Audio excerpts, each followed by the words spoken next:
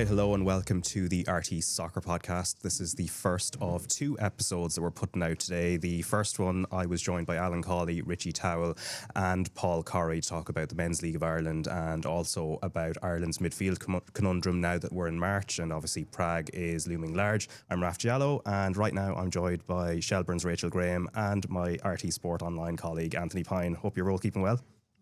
Good, Raf, thank you. Yeah, and Anthony, I know you've been busy sort of covering a lot of the media duties for the Republic of Ireland Women's, which is, of course, what we're going to be talking about on this particular episode with the France and Netherlands games to come and this World Cup qualifying campaign. But I think yourself and a lot of the media were caught by surprise towards the end of last week when you found out there was an extra member of staff that joined the Ireland backroom team that had not been known, a certain Jasmine Mander. Yeah, I think it was John Fallon, the Examiner, eagle-eyed, spotted it first just on the photography that was coming through from the training sessions.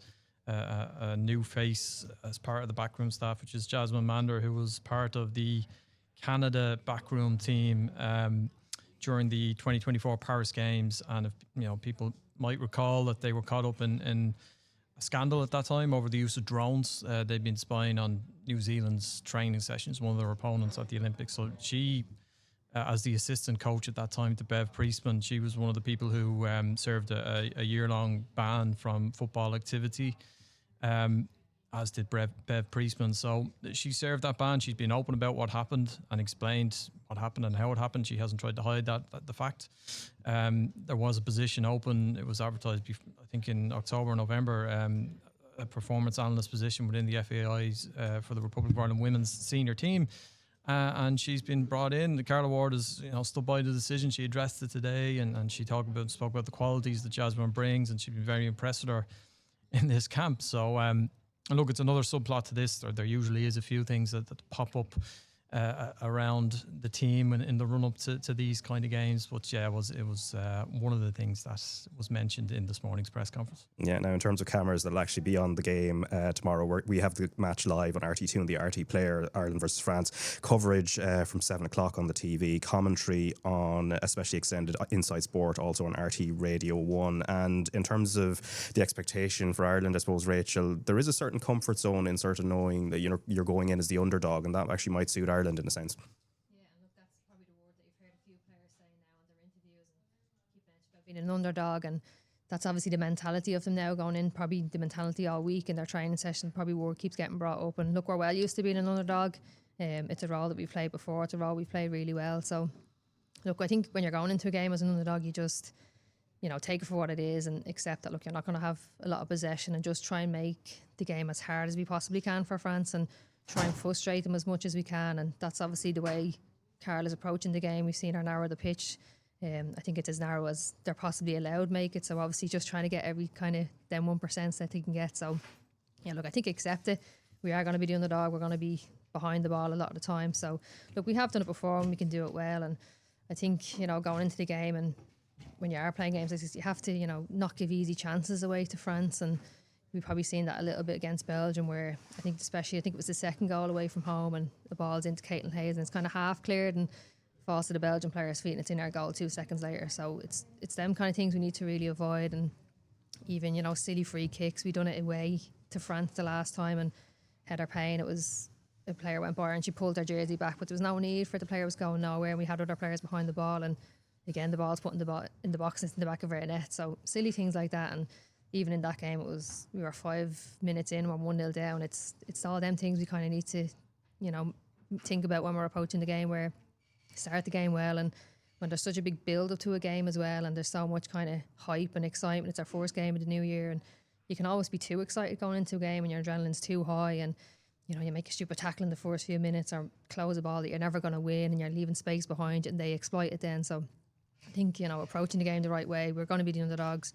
First 5-10 minutes, it's almost like you play it as if you're winning the game 1-0 with 5-10 minutes to go, and it's just everything's safe, everyone's behind the ball, you clear everything if you have to. I think that's the way we should kind of go into this game. Yeah, and Anthony, just from covering the different pressers over the last few days, what's the general mood music or in terms of the mindset, particularly as they talk about France? Well, Carla Ward said, when she named her squad, that she was open about it. They're targeting third position in the group, ahead of Poland. They have Poland in April. That's a double header, a really important double header. I think there's 3 places between them in the rankings. Paul under 24th, Ireland under 27th. So they obviously see that as 2 games that they can pick up points in. Coming third in the group is not insignificant because it would help your seedings for the playoffs. Ireland are guaranteed a place in the playoffs because they are in a League A group, so they have that safety net, which is great. That being said, they obviously want to acquit themselves very well tomorrow night and against the Dutch on Saturday in Utrecht. One of the things Carla Ward has said, and actually Gary Cronin, her new assistant, has also used this terminology talking about France front-footed. And very aggressive and dangerous on the transition. So Ireland actually could have a decent amount of possession tomorrow. They might be starved of possession against the Dutch, for example, who are really technically good and really good at holding onto the ball. But where France are dangerous, if Ireland are in positions where they're in France's half in possession of the ball, that's probably where they're at highest risk, as funny as it sounds, because they are so dangerous on the break and in transition. So much pace, so much technical ability, really direct, like players who can just hurt you. So they've done their homework. They know what they're up against. They have that bank of experience from the last time they were in League A. We've spoken already. I think last week we spoke about the age profile of the squad. It's an experienced Ireland squad. The team that's going to start tomorrow, whoever it is, we've been picking our 11s. We were saying to Rachel before we came on air, whatever way she goes at it, it's going to be a very experienced 11, Irish 11, who've been there and done it. So I think they will acquit themselves well, but it's really difficult. These are types of games where you can play very well and do almost everything right and lose 3-0. That's just the quality that you're up against. Yeah, but the key thing is Courtney Brosnan is back, having missed the Belgium games. That's obviously Ireland's most experienced goalkeeper, and she was speaking to Tony O'Donoghue. They sometimes say as well, you're only 30, but that goalkeepers get their prime a little later in their career. I think you had the most saves in the WSL last year. Are you at the peak of your powers at the moment? I don't know. Yeah, I think I'm really happy with how I've been playing, and obviously it's been a journey, and football always is a lot of ups and downs. But yeah, I'm really proud of the performances that I've been putting in, and that's what I want to keep doing. And every day is a new day, and every game is a new game. So I know that there's still room for improvement and growth, and I can continue to be better. So that's what I'm just looking to do every time that I come in here. Yeah, put my best foot forward for the team and just keep improving. I know there's something of a goalkeepers union as well. When you weren't able to play, and I'm sure you were fully behind Grace, and then Sophie got an opportunity as well. That's important too from Carla's point of view, that God forbid if anything else were to happen to you again, that your understudies are ready to make a big impression. Yeah, I think definitely. I think I've been really lucky playing for Ireland. It's an unbelievable group, and as you said, the goalkeeper union's a great group. I have a really good relationship. They're close friends and teammates, obviously, in Grace and Sophie, and I think that's really important because we're always pushing each other to be our best, training at a high level, and they're always so supportive of me, and I do the same, be supportive of them as well. And I think it's great to have that dynamic because as a keeper, those are the people that know what you're going through, and they can help you in the tough moments and obviously celebrate with you in the good moments. All right, that is Courtney Brosnan there speaking to Tony O'Donoghue last week, and I suppose Rachel, you can't underline it, but it's massive. It's a massive deal that she's back.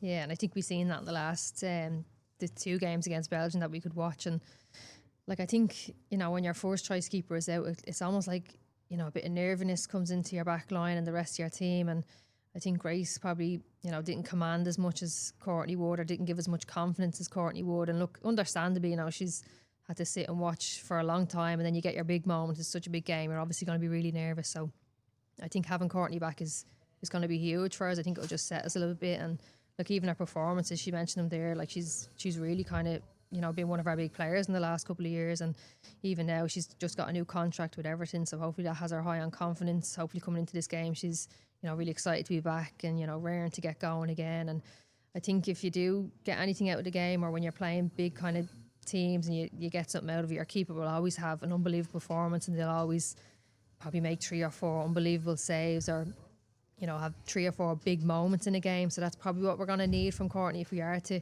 get anything out of this game. But I think even just having her back, I think will give a lot more confidence in whether it's a back three or a back five, whatever she plays tomorrow. But I think having her back is huge. She's one of our big leaders now. She's proven that the last couple of years. Yeah, needless to say, the big players need to stand up as well if Ireland are to have any chance. Yeah, and look, she's obviously going to be the one that's probably called on a lot, and who's going to have to have a good game for us. And we probably look at all the back line. I'm assuming she's going to go with a back five, and you know, Katie's obviously one of our biggest players, and she assume be left wing back, and we know how good France are in the wide areas. So our two wing backs are going to have really big games. But look, I have full faith in Katie. Like, whoever's going up against Katie is going to be in for a hard game, no matter who they are. And we've probably seen that a bit with if it is Diani, that they've matched each other before in the Champions League semi-final, and Katie comes out on top quite a lot. So she's going to have a big game, but I think she kind of always does. And I think on the flip side then, on her right hand side, it's an area that we spoke about before, where look, it was Aoife Mannion playing right wing back, and look, she's done a good job, but doesn't have the attributes or the characteristics really of an actual wing back. And look, it could be an area that France try to exploit. If they're not getting much joy out of her left hand side with Katie, they'll just switch to our right hand side and attack that side. So I think they're probably the key areas that we really kind of need big performances from, and like that, anything then coming into the box centre half deal with. And look, if we do get chances, they might be very limited. So that's where you're looking on your centre forwards to really make the most of any opportunity you get as well. So look, I think Courtney and probably our back line is going to be the ones that are really called upon. And for the McCabe-Diani battle, do you feel that will restrict McCabe a bit in terms of going forward, because there is obviously a job defensively? Yeah, look, possibly, yeah. Like, you know, we might not have a lot of possession. Auntie said we might as well. So it's hard to kind of judge which way it's going to go. And like that, France are so good on their counter-attack. They might try and lure us in a bit and, you know, get a false sense of security where they're letting us attack, and then catches out where Katie does like to go forward, and then they might exploit that. So it kind of depends on what their game plan is as well. But look, I think tomorrow Katie's, you know, number one job is defensively and deal with whatever winger they have on the right hand side. Yeah, and in terms of the depth, and this comes down to substitutions and how key they're going to be, how are Ireland fixed in terms of the overall squad? Yeah, look, I think the subs are obviously going to be huge. You know, make a big impact tomorrow. And you know, we see in the half time against Belgium where Rusha was taken off at half time. So does she start or does she play the last 20 minutes? I don't know. And Anna Patton actually came on centre mid last time. I'm not sure that's going to be the case again. So I think that position's probably up for grabs. Given, you know, from the last two Belgian games, that might be one that Carla might look to get maybe fresher legs in, fitter legs into that, and maybe see Rusha see out the last 20 minutes of the game. But look, I think the timing of your subs is huge as well. And in games like this, like, you know, when you're attacking and have loads of the ball, it's like you can run all day and you just don't get tired. But if you're defending and you're chasing players, running in behind and side to side, it just really zaps your energy. So I think sometimes around that 60-minute mark, it's like key to players that they're kind of starting to fatigue, but they're not fully fatigued. And sometimes you see mistakes then being made. So maybe don't leave your subs too late, where look, managers usually make them around 70 minutes anyway. But maybe you might need to look at making them a little bit sooner, just to avoid that kind of window where players they're getting fatigued but they're not fully there. But that's when you kind of start to make mistakes or maybe let a runner go. So just timing of subs as well, I think, is huge. Yeah, and Ciara Carusa, obviously she was doing media last week as well, and she's going to be vital when we talk about big players. And certainly she's not going to be coming on. I think she'll be starting, but she's got the attributes that are needed to hold the ball up. She does. She's actually still in pre-season, Ciara, but you know, she'll be fit and ready to go. There's no question, and she will be. You're right, Raf. She'll be massively important. Like, she clicked really well with Emily Murphy in the two legs against Belgium, and I think where she's at her best is when she has a runner off her shoulder. You know, because she's very good with her back to goal. She can suck ball in, take it into her, bring other people into play. People like Denise O'Sullivan. We're talking about the importance of getting Katie up the pitch when we can. If we can get whatever opportunity we can to get her up, because she's so dangerous. She's our main attacking outlet. But Denise is another one. If we can get her playing in France's half, you know, she's capable of creating things, making things happen. But it all sort of, Caruso is such a great out ball for that. You know, just a long ball up top. Everything has to stick with her tomorrow night. And whoever it is, I think it will be Emily Murphy that plays off her. It could be maybe Abby Larkin might have a shout.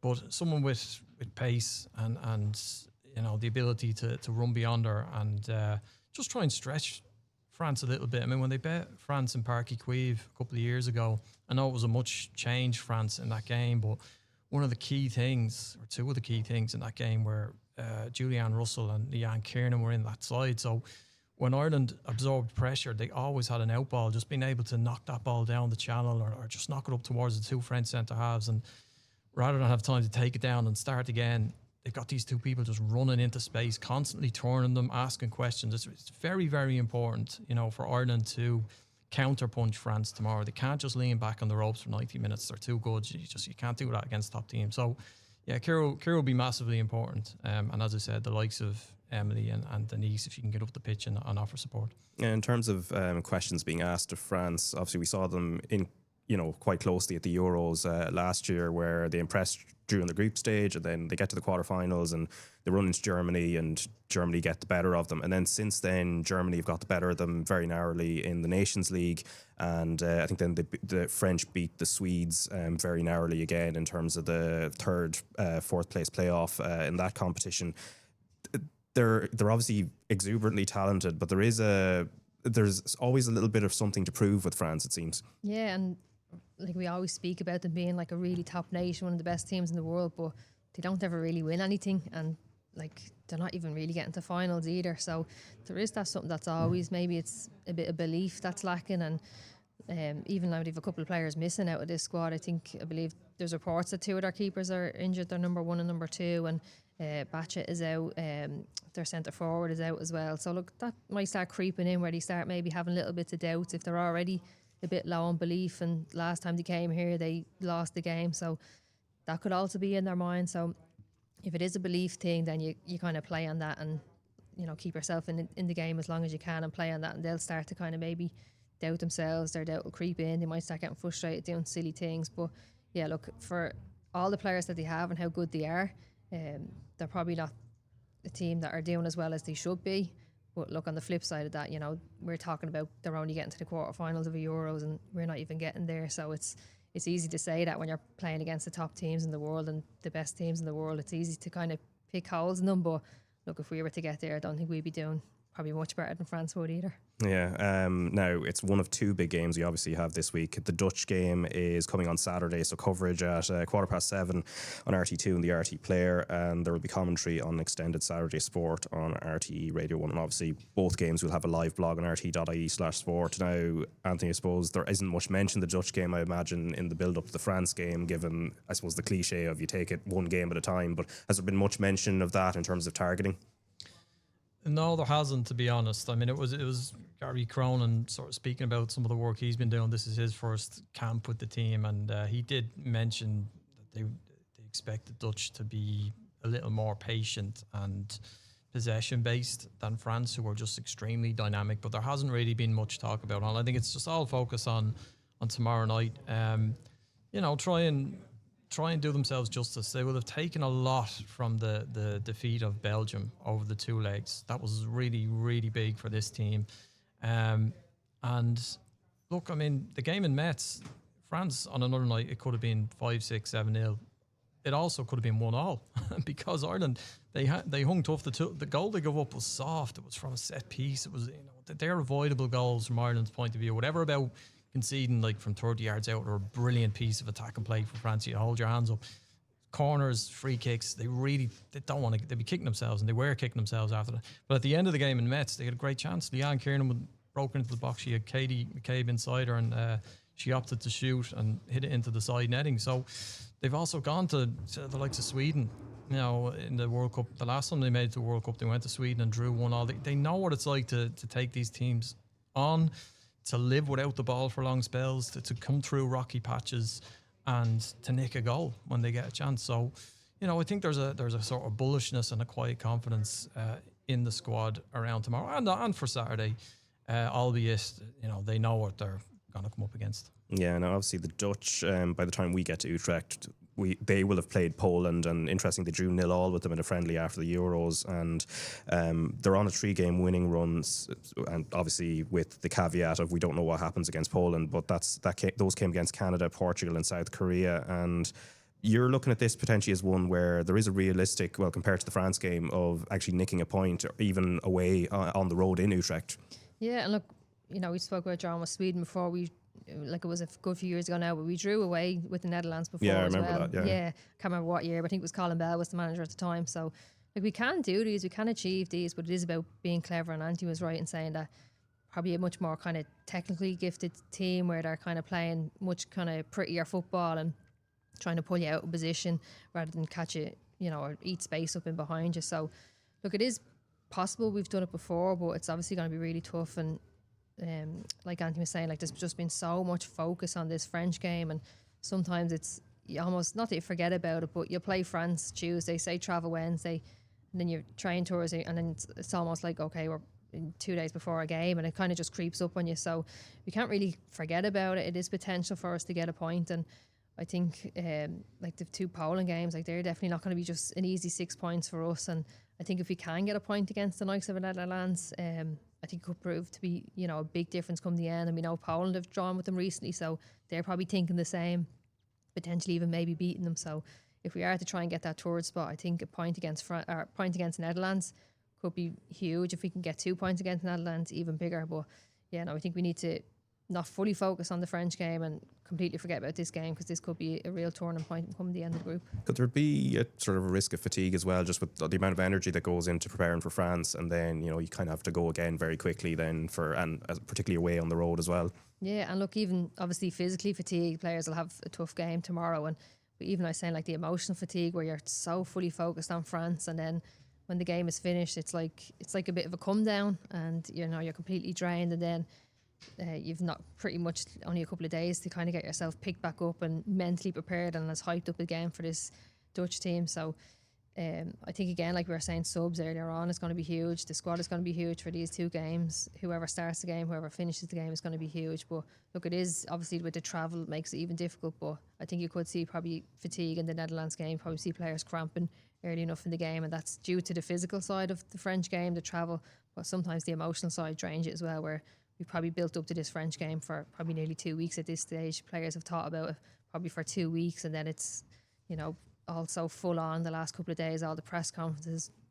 Our first game back, going to be a big crowd. It is really emotionally draining to go from that to, you know, nothing the next day and have to pick yourself back up again. So I think we probably could see a bit of fatigue coming into that game. Yeah, and your sense of the Dutch as well, is there a sense that they're maybe a shade below France based on, I suppose, recent years? Yeah, and look, probably at the Euros we've seen them. They had to head to head in the group as well. Yeah, lost 4-0 to England, I think it was, and they lost to France. But I remember in that first game against France, they were actually really good. They were probably the better team, and just obviously didn't go and win the game. But they probably are that little bit below the likes of England and France and Spain. But still, they have like unbelievable players. Like, you know, Miedema scored 100 goals for our country. Like, that's, you know, an unbelievable achievement. Their keepers, the Arsenal keeper, Van Damselaar, Van Donk, Palova, Arsenal players, like, these are all top players. So look, I wouldn't be taking them lightly in any way. Yeah, in terms of the outcome, so based on, you know, from when you've been in different pressers, I imagine a point, even from 6, will be viewed as a good result. Anything from these 2 games is an absolutely brilliant result for Ireland. You know, Carl Ward has said this a couple of times, that this was the World Cup final. Yeah, you wouldn't think it was unusual. France versus Netherlands, I mean, so in other words, you're playing 2 of the best teams in the world back to back. As you referenced there, like the challenges of the turnaround, this is something like when you talk about the lessons from being in Ligue A the last time, these are the type of things you're talking about. Like, Ireland started with France away and then England at home in the last camp, and they did look quite tired in the England game at the Aviva. So, you know, hopefully that the experience bang from all that helps them this week. But if they take anything here, it would be massive. The sense you get is that they want to, even if they are to lose both these games, they want to lose them in a way that suggests they are progressing and have made a progression. And the Belgium game has come up a lot in the last week, I think, because of the away performance. Even though they lost on the night, the away performance it felt like a real turning point for Carl Ward, because Ireland in particularly the last 30 minutes of that game were absolutely excellent.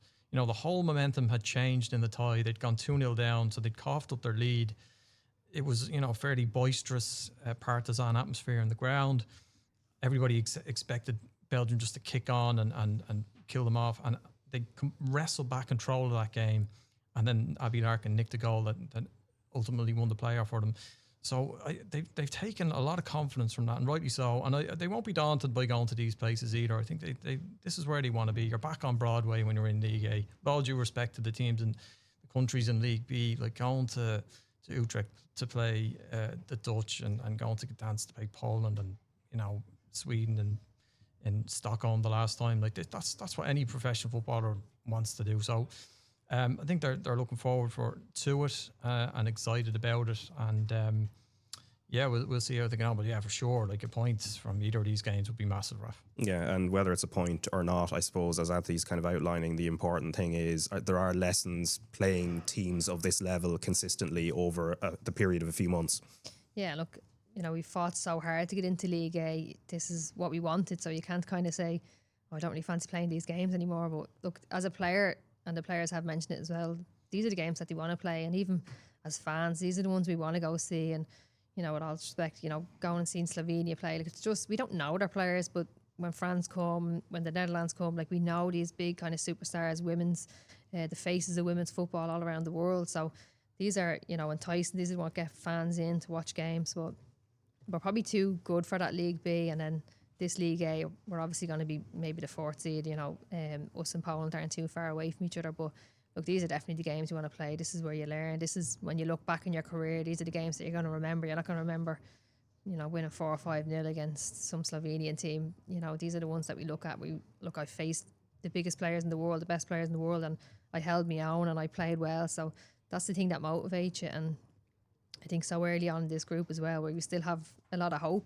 I think the players will really relish the opportunities. Yeah, so just a reminder, Ireland against France on RT2 and the RT Player from 7 p.m. Tuesday, and commentary on a specially extended Inside Sport on RT Radio 1, and then obviously Saturday as well. It's the Dutch game, as I mentioned earlier, coverage at 7:15 on RT2 and the RT Player, and there will be commentary on an extended Saturday Sport on RT Radio 1, which brings us to a close. We will be back next Monday when we are actually going to be previewing the small matter of the Women's Premier Division. So you've got a busy week coming up at the moment, Rachel, I suppose. Yeah, so we have the President's Cup now this Sunday, so that's our kind of, look, we're obviously looking at it as a competitive game, sure, at Lona as well, so it's nice to kind of, all our pre-season friendlies are done and it's now full focus on a proper competitive game. But now looking forward to getting back into that feel of a bit of a fire in your belly playing games, because pre-season it can be tough when you don't have something on the line when you're playing matches. Yeah, and we'll be chatting League of Ireland and everything else also on next week's episodes with Richie Towell and Co. But we'll catch you later, and slán go fóill.